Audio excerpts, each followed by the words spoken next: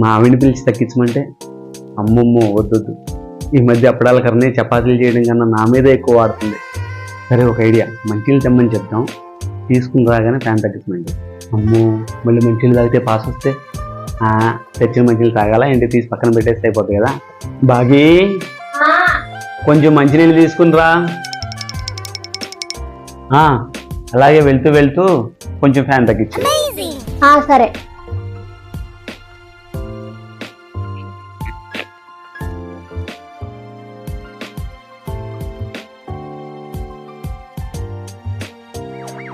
అంటే లేచి ఫ్యాన్ తగ్గించుకోవడానికి బద్ధకం వేసి పనిలో ఉన్న నన్ను పిలిచాడనమాట.